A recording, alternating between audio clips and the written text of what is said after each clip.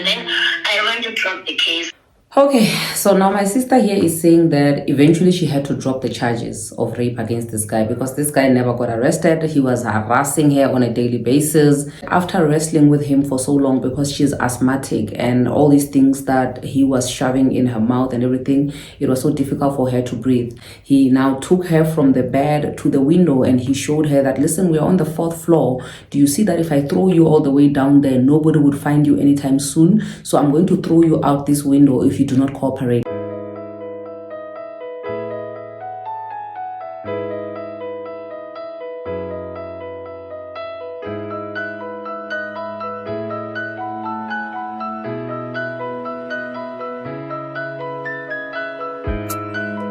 Hi everyone, welcome back to my channel. My name is Perseverance Maremeni, also known as Madam Speaker, also known as the CEO of Self-Love. If you're joining in for the first time, welcome to the family of healing, self-love and motivation. And if you're returning, thank you so much for the continuous love and support that you are showing me. Today we're going to be talking about the ongoing story of Ndembe Miyalo, who stabbed his wife, Sinokolo Miyalo, 20 times because he was provoked by the fact that she went out on a date with somebody else. And it is alleged that this woman wanted absolutely nothing to do with this man anymore because she found out that he raped somebody else. It seems like it doesn't even end there. Besides this person that is yet to come forth, who is the person that was raped by Ndembe, there's somebody else who actually resurrected or resurfaced from his past who was also raped. And the reason why she decided to come out now was because after she heard the story of this guy and how the wife wanted nothing to do with him because of rape, then she was like, damn it, that means that I'm not the only one. That means there are so many more people that this guy has gotten away with raping. So I'm going to reopen my case and I'm going to make this news public up so that if there are other people out there who are also victims of rape or any kind of abuse by this guy, they should also come forth so that he'll be locked up for a very long time because justice must be served. So while I was still busy trying to engage, on the video that I had posted about him stabbing his wife, somebody reached out to me on the DMs saying that there's a friend of hers who's actually ready to speak and reopen the case of this guy having raped him so many years ago. I know that there's a lot of confusion on social media where people think that that case, is the actual reason why the wife left him. But no, this is not the one. This one is only resurfacing after this girl finds out the reason why the wife left him. To say if the wife left because she found out that he raped somebody else, well, that person who was raped is not the only one, because I too was raped by this guy. I laid charges and I later on dropped the charges. Fortunately enough, I was able to managed to get a hold of the victim and we were able to have a conversation because I literally just wanted to hear it from the horse's mouth so that when I publish this news, I'll publish news which are truthful. Okay, so I'm going to play the voice note that I recorded while I was in conversation with a lady by the name of Lisa. I'm gonna be with you just now. I was in conversation with a lady by the name of Lisa Mboyi. Lisa Mboyi is the victim who was raped in 2015, guys, before this guy even married this woman. He was already nyonyobare. You get what I mean? So while I'm playing the voice note, because the first voice note that she sent to me, she had forwarded it to me because it was one of those voice notes where she had already sent to a lot of people because she wanted help. But because of the language barrier, it was so difficult for me to hear some of the things that she was saying. So I requested that we speak on a phone call so that I can ask what I don't understand and then maybe she can break things down for me, which is exactly what happened. And that's why I have this recording here. So as we are playing it, I'm going to break it down and, in between there, I'm going to pause and explain where I feel like there's a need for me to explain. And then I'll just keep it playing until the very end of it because it's quite a long voice note, but it's worth you listening to the whole of it. All right. So yeah, so this is where the voice note starts.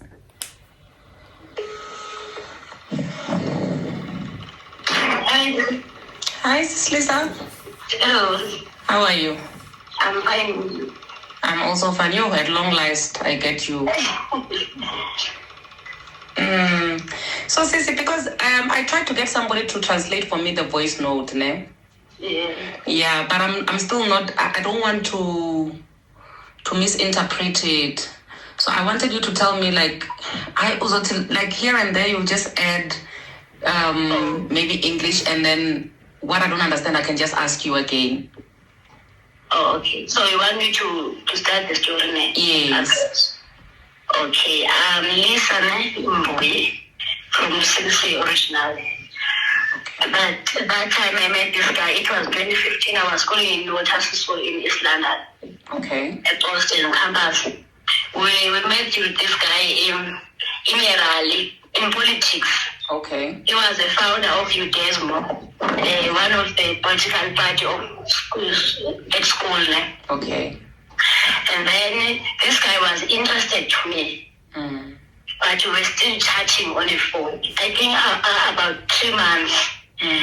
Okay, so what we're getting from here is that the name of the person that I was speaking to on the phone is Lisa Mboyi, and she was a student at Nelson Mandela University, and she met this guy who is in Tembego in 2015 during a political rally.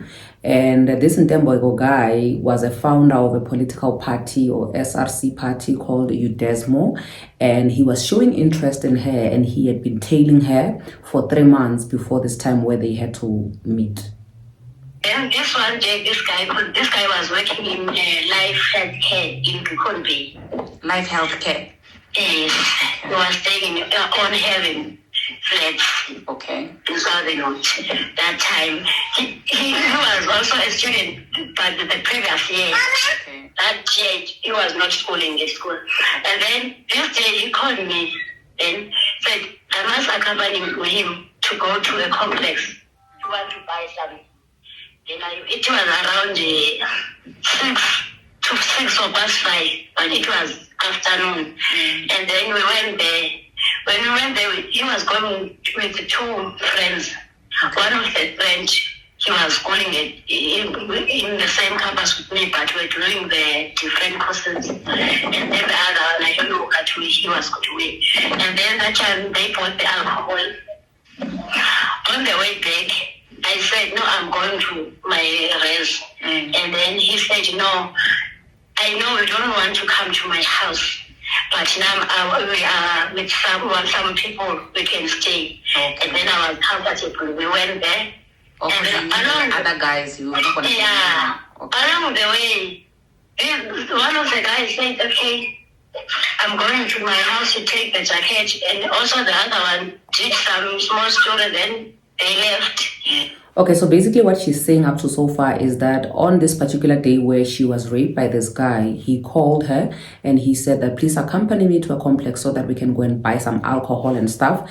And after they bought all of that stuff, she wanted to go back to where she stays, but then the guy said, I know that you don't want to come with me where I stay, but there are other people who are going to be with us, so just come with us and then we'll drop these things off. You don't have to be scared because I mean there are other guys around, so you don't have to worry about being with me alone, you know. So I feel like this guy was just trying to lure her into coming to his place, and the fact that there were 2 other people that at this point I feel like these people were tipped to say, I just want this girl to come with me, you guys can turn along the way, although that's not what the guy said or that's not what Lisa said, but with how the whole thing was set up to say, okay, come with me, we're not alone, there are other people, then all of a sudden all these people that you are with, they disappear, then it's just the 2 of us, when you know very well that I never wanted to be in your place.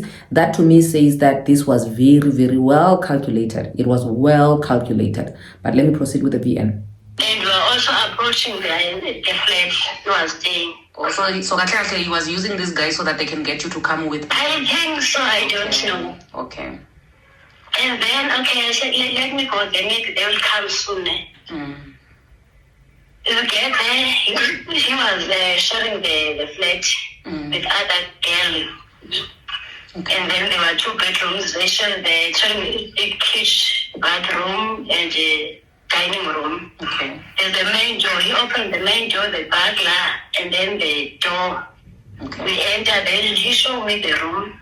He opened the room. I went in the room. I stand aside. Then he just locked the burglar and closed the door. So far with what she's explaining, she's saying that the flat where this guy used to stay, he used to share his space with another lady. So it was like a 2-bedroom flat where there was his room and the other lady's room, and they used to share the living area, the kitchen and whatnot. So when they went up there, she was under the impression that all the other people that went their separate ways, they were still going to come back. And then when they got in there, this guy just locked the butler, and then they went into his room. When he came in the room where I am, he just left me, put the even the door was not closed in his room. Then he took me to the bed, he wanted to sleep with me, and I was like, why now? So you guys were like now wrestling, you were fighting because he wanted to. Yeah, and we fighted. And and she even said, okay. It was strangling you. Because I think the one thing that I got right from the previous voice note you sent was that it was strangling you with a cable or something like that. Yeah, in the mouth and the porridge brush to brush the shoes. The shoes, yeah. Everything, it was there, putting my mouth, like, because I was so, he was putting things in your mouth so that you don't scream? Yes, okay. It is. Okay, so what we're getting from here is that, because I was trying to get her to, open up and speak as much as she could from like the previous voice note, which she was using the neck, where she was saying that when they got into the room, the guy just pushed her on the bed and he was trying to aggressively get her to remove her clothes so that he can sleep with her without her consent. And she literally tried to fight this guy off. She tried to fight this guy off to a point where she lost all of her strength, and she says that he was using anything and everything which was in the room as a tool to get her to keep quiet because she was making noise. The guy shoved a brush, I don't know if you know a shoe brush, which is like, shoe brush. It's thick. He shoved it in her mouth and also used a cable so that she can be quiet because she was making a lot of noise. Okay. And then I'm asthmatic. I even struggled to breathe. I was just begging him, what did I do? Okay, you do whatever you want, don't kill me, because it's like now I can't even breathe. Then we wake up and went to the window, opened the window and showed me that I can kill you and throw it there and no one will see you. He said that. And then I was afraid. Then he took me back to the bed. That time I was tired. He raped me. You were tired of fighting. Doing every energy. He raped me. Then after I went back, the branch was already got even the bench. Okay. And that's where as they are.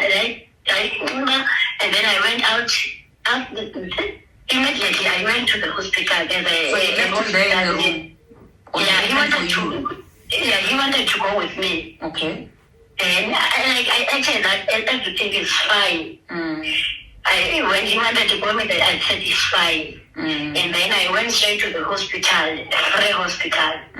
Okay, so what she's saying here is that after wrestling with him for so long, because she's asthmatic and all these things that he was shoving in her mouth and everything, it was so difficult for her to breathe. He now took her from the bed to the window and he showed her that, listen, we're on the 4th floor. Do you see that if I throw you all the way down there, nobody would find you anytime soon? So I'm going to throw you out this window if you do not cooperate. That's where she gave up. She gave in and she allowed him to do whatever it is that he wanted to do with her, which is to rape her. And after that, she dressed up and then she was on her way out. She was going to the hospital. But then now the guy acted as if, it was something that it was consented for. I don't know. But the guy was asking if he should now escort her back to a place where she stays.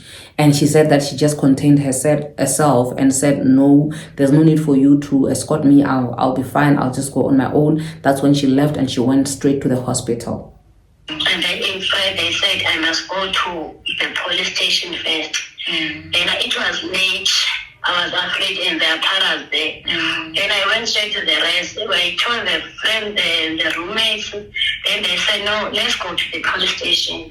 But the security, our security now said, no, don't go to the police station. You can call the police, they will come. And then we called the police and the police came. I told them the story. They took me to Cecilia Makiwane hospital to see the doctor, and doctor checked the same sample to confirm that this happened.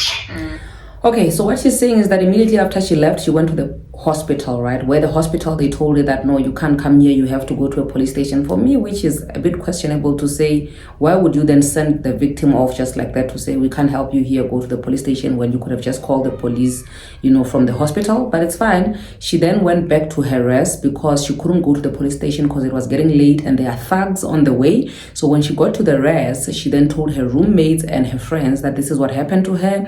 As they walked out with the roommates and their friends to go to the police station, because they were now, in a group, that's where the securities of that resident said that, no, you can't go. Let's call the police from here. That's when the police came to fetch her, and then the police took her to a hospital. And yeah, let's proceed with the voice note. And the police went to the police station, opened the case. And then maybe after 2 days, okay, I went back to the res. In the morning, this guy was there, wanted to talk to me. So after you opened the case, the police didn't go and arrest him?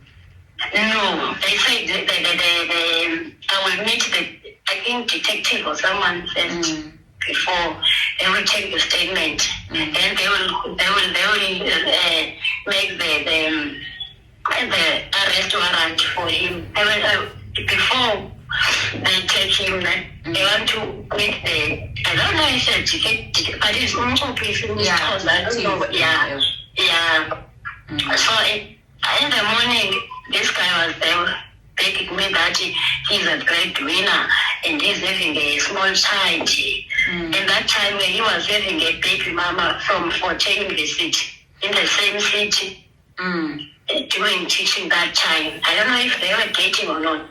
Okay, so what I'm getting right now is that after the case was open and everything, and she went to the hospital and she was sent back home, in the morning, the following day, this guy now finds out that there's a case which has been opened against him, but he was not arrested, but they said that they're going to send an investigator or a detective to come and get a statement from her, and also before they can issue a warrant of arrest to arrest this guy, for me, which does not make sense why the guy was not arrested immediately after the whole thing, but it's fine. The guy managed to now get to her in the morning to say to her, please don't do what you're doing to me. Please drop these charges because I'm a breadwinner at home and I also have a small baby, and the baby mama is in university as well. The baby mama is doing teaching. This baby mama is not the same as the woman that he stabbed 20 times, by the way, right? So then he was trying to beg her to not proceed with the case. You can imagine somebody raped you the previous night, you still traumatized from the the whole incident, and the very same monster that was raping you the previous night is right in front of you the following day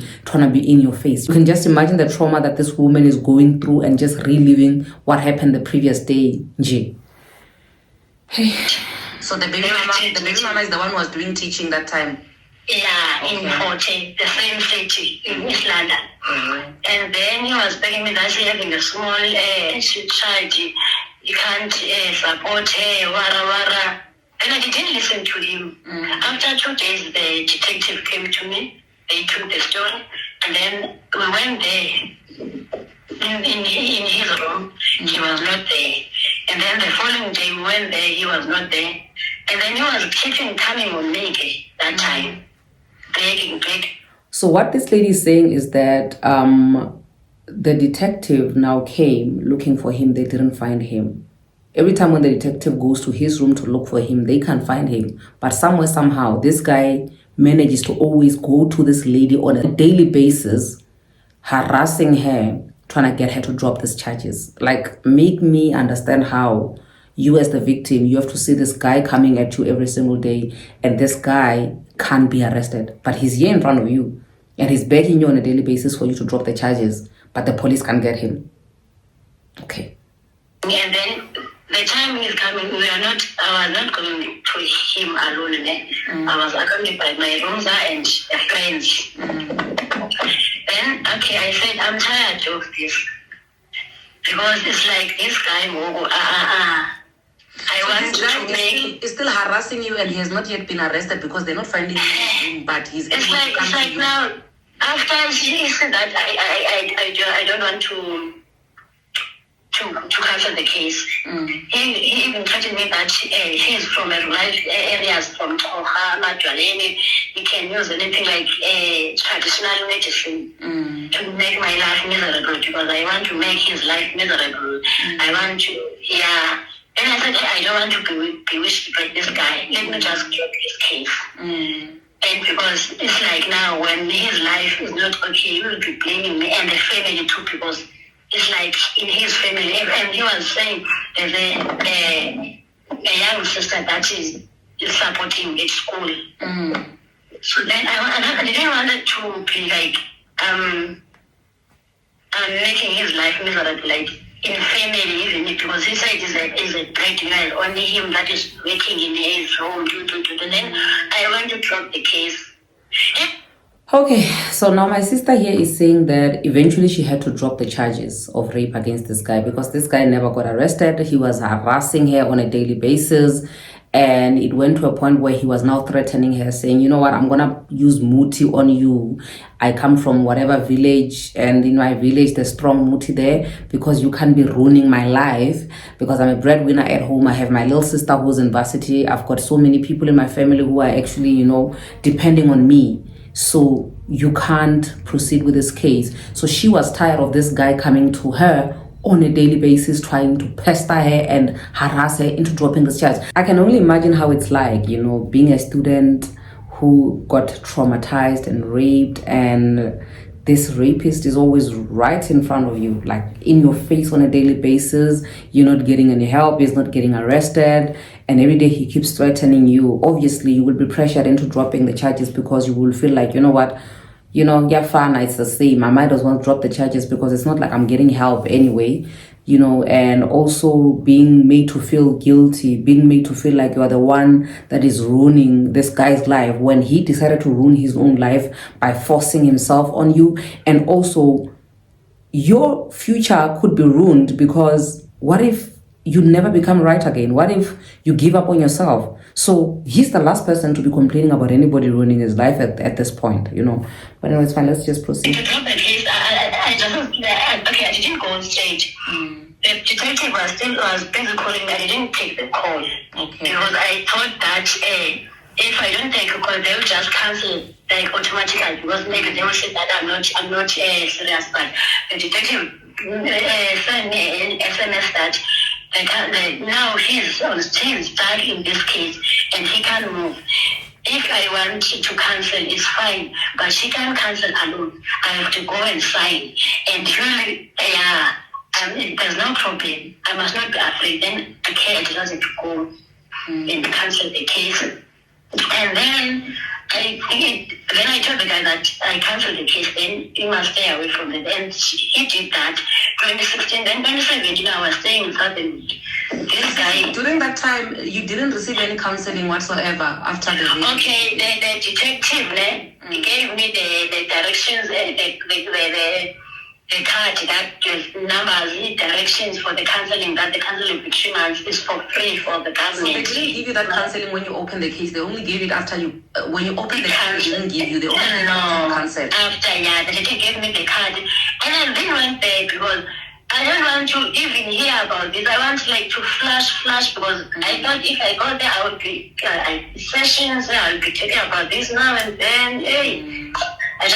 Okay, I feel like right now what she's explaining is that she started ignoring the detective's calls because she felt like maybe if she doesn't respond to this guy, the case is going to be cancelled. But then he sent her a text saying, listen, if you want to cancel, you just have to cancel. You have to come to the police station and sign for it. You can't just leave it hanging like this. That's when she went to the police station to cancel the case, right? To withdraw the charges.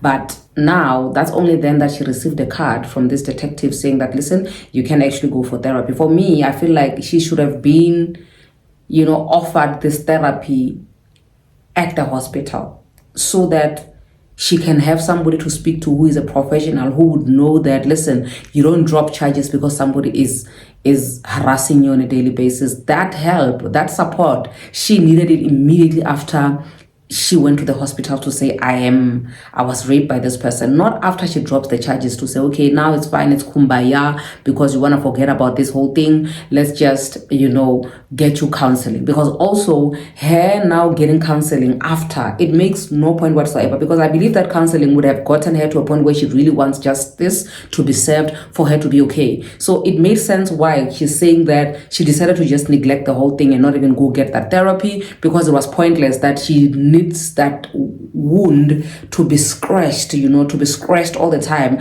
by a therapist while justice was not served on her behalf. But no, it's fine. Let's proceed. And then on 2017, I was staying in Queenie.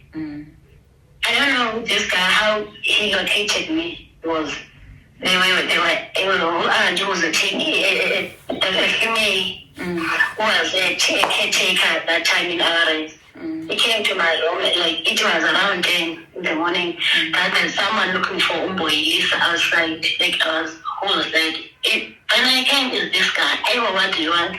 He even said, okay, it's fine, I know you agree, but can I talk to you? And even the third person, you can find any third person. I said, hey, come, there's Orosa in the room. Then he came and sat there and then said, you want to marry me? You want to whatever? I said, is that what you came here to? I'm not interested. Then he said, okay, you want me to think about it? Okay, it's fine. Then he went and I was angry with this guy after all what he did to me, but he didn't want to marry. And after some time, I saw like that he is married. Okay, so 2015 passes after she dropped the charges and everything. And then now in 2017, this guy now tracks her down, goes to her and says to her, I want to marry you. Like, you attacked me. You forced yourself on me. You raped me in 2015. Now in 2017, you are coming back. You want to redeem yourself and your guilt, and you want to marry me. Okay. Okay, it's fine. To the baby mama that time you was the lady, this one she just stabbed. Oh, he was not married to the lady that he stabbed. Yeah, he's married. He was married to the lady that he stabbed. Yes. Yeah. Okay. And then I think it was 2018 January. I was in a right to learn campaign at school. He came with the wife that he is already stabbed. They came to me and then he said he wanted me to. He gave me the medical statement of the lady. The lady, he married the lady. The lady was doing grade 12 that time when they get married. Yeah, he was on grade 12. He was on still high school. Then the following year, I was in Dodgely. Then he came to me that the wife wants the school, Then I took him to someone because I don't want to talk to him. I took him to someone. I don't know if they get help or something. I last see him that time. Okay, so what she's saying is that during that time, fast forward from 2017 when he came and said he wanted to marry her to 2018 where he comes back, where she was doing, one of those student assistance things where they're helping with the registrations. He came with his wife, the one that he just stabbed now. He came to her and said, please help my wife get admission into the school. So, but then she decided to send him to somebody else because the wife was fresh from high school, was already married to him, by the way, coming to her saying, help my wife so that she can get admission in the school. So she sent him to somebody else so that person can assist the wife. And she doesn't know whether he got assistance or not that day. And that was the last time she saw him. Then I think it was on Sunday when I get to WhatsApp. One of my friends, I was staying in a residence. One of the people who were helping me that time sent me a voice note that this guy did this thing. And I'm not over his friend on Facebook. I just went straight and talked. I didn't say anything. Then they sent me the video. I said, I go with him, guys. Okay, I think that time there was Uyinene and Mboyi. Okay, so what she's saying is that how she found out about the guy stabbing his wife, a friend of hers from Res who was there to help her during the time when she was raped in 2015, saw it on social media and sent her a voice note on Sunday, this past Sunday, which is the 12th of November 2023, saying, did you see what this guy did? This is the same guy that actually did this thing to you and whatnot. And she couldn't believe that it's the same guy. And also the fact that the reason why this guy stabbed his wife is because the wife found out that he raped somebody. And now when she's going back to the story of Oinene, she's just giving another incident. This incident, it's like backdated. So she's just giving another scenario. So I don't want any confusion to say, okay, what is this one has to do with this one? So this is just her saying another incident where she reached out to the guy after a trigger that she had after she saw a lady being killed. Just to say that, listen, these things never really go away, especially if justice was never served. Every time when something like this happens, it will always take you back to the time when you were violated. So, yeah. Case, don't know which year, that in Cape Town, that one was killed in post office or something. Yes, At that time, when I said, like, that was, when his team was training, I just remember what this guy did to me. I went straight to his account and tell him that every time I see this, that guy did this one, did this, I always think of what you did to me. This guy said he thought that this thing, I don't remember it all in terms of this thing, where I can't have the counseling, he can't even pay. Because it seems that counseling, ne? Yeah, I still on this thing. I said, Doris, I don't need your counseling, but I was just reminding you that you once did this thing to someone, and every time I see things like this, I always remember what you did to me. Okay, so she's just continuing with the story, like I said previously, that after she saw something like what happened to Oinene, she then reached out to the guy on Facebook and said to him in the DMs, listen, every time when I see things like this happening, I remember what you did to me. Then the guy was like, okay, I thought maybe you were over that. Maybe I can pay for counseling that you can get just so that you can get over what happened, you know. And then she's like, no, I don't need counseling. I just wanted you to remember what you did to me. And during that time, that's when this guy is busy posting things like say no to gender-based violence while you know you've been violating women. Yo. Anyway, let's proceed. Because I also went and checked his profile before I did the first video that I did, and I saw that he was even having those stickers of no violence to women and stuff like that. And then when now, because the stories that's going around is that the wife found out that he raped someone, that's why she wanted to leave him. That's what hurt me, that this guy is just doing this. Maybe so you are not the lady that the wife is talking about. No, I'm not the lady. Maybe it was 2015. And I don't think I'm the lady. So that means I don't think I'm the lady. I don't think, because it was 2015. When I saw that screenshot, that the reason is this, this guy maybe like is the thing that is doing, and yeah. So now you feel like it's time for you to get your justice, no? Yeah. So she's saying here that when she saw that the reason why the lady was leaving him was because he raped somebody else, she was triggered to say this guy is literally just getting away with raping people out there, because definitely the case that the wife was talking about, that she's leaving him for raping somebody, it's not her, because her case was long closed. You get what I mean? So meaning that there probably more people out there, like I said in the very beginning of this video, that the main reason why we're doing this is so that those who are out there who are also victims can be strengthened and come forth, because that's exactly what this lady's concern is, to say, listen, if I was once violated by this guy and now his wife was leaving him for raping somebody else, that which is the reason why he stabbed her, that means that probably between the time that he raped me and the time that the wife wanted to leave him, which is now 2023, how many more girls has he been getting away with raping along the way, you know? Phew.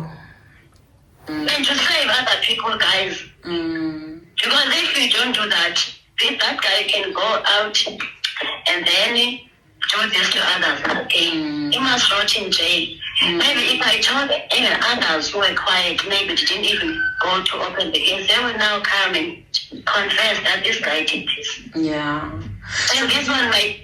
Did you go and reopen a case now, or is it the old case, or what? No, it's an old case. I canceled the case, but the people from radio stations who are trying, they got the case number for me now. Mm-hmm. They are still trying to get the detective who were on this case, so that how can we meet, because it's the professional person who found the case number for me. That's the shot I shot for you, né? Yes, I see the screenshot. Yeah, then they said they will find the detective, and the detective, they will call me and say how can we make so that I can reopen the case, because they said I have to reopen the case while it's still now, because because while it's still on talk now like within this week I have to open the case. Oh, my sister, I'm so sorry for what you And they said it's possible. It's easy. It won't be a problem just to reopen the case. And now you're older now. You can't threaten you and at least now I'm even okay. I can That's strong enough. I'm okay. Sister, you have all our support. Ne? Hopefully after making a video about this, there will be more people who will also come through and also share, so that you guys can all get your justice. Ne? All right. Yeah. Thank you so much, Sissy. We will talk. Thank you. Okay, bye. Okay, and that is the long and the short of the VN, or rather the recording, because we were on the phone. It was a phone call. And like I said, that she's re-emphasizing on the fact that she would just like justice to be served, and right now it's going to be so much easy for her to be able to get that justice, because it's going to be a case on top of something which is already there. Because I believe that having to prove that somebody did something to you for the first time where there's not even any supporting, evidence or crimes, it becomes so difficult. But right now, as they were advising her that she should reopen the case, because now it will have like a lot more value because of what he did, meaning that if there's anybody else out there who was also violated by this guy and feels like they want to open the case as well and get their justice, because as you can see, this woman was raped in 2015 and today we are in 2023, 8 years later, still justice was not served. And every time when something like this happens, it always triggers her. And hopefully after she has seen this guy behind bars for her case and other people's cases, if they're there, then also hopefully being able to seek therapy, she'll get healing and that complete closure that she needed. In as much as I always say that people who falsely accuse other people of rape should serve the same sentence that people who actually did rape people serve, I feel like our justice system is still way too lenient on perpetrators. Imagine if this woman had proceeded with this case and succeeded. That means that she would have saved not only herself and gotten her closure, but she would have saved the wife as well from the stabbing and all the other people that we are still yet to find out if there are any more people that were abused by this man. And I'm really, really rooting and vouching for all the people who are coming forth. And I just want to warn you guys to say, when you are coming forth, I'm always here to cover your story, to share, to publicize, or whatever you want to make public, I'll make it publicer. But at the same time, I need you to bear in mind that the world is very cruel. People are going to come for you even when you are a victim. So you have to be ready for that. You have to literally have to develop thick skin for you to be able to withstand and withhold all the negative things which are going to be said to you, because at the end of the day, what matters the most is the end results which you want for yourself, and that is justice. With that being said, thank you so much for joining in. I'll see you on the next upload. Please do hit me up if there's anything that you've heard, any other developing stories. We're going to be continuing with it, and as we are going towards the 16 days of activism against gender-based violence, I'm already exhausted because I speak this language every single day of my life. You get what I mean? And I'm hoping that more men could get therapy.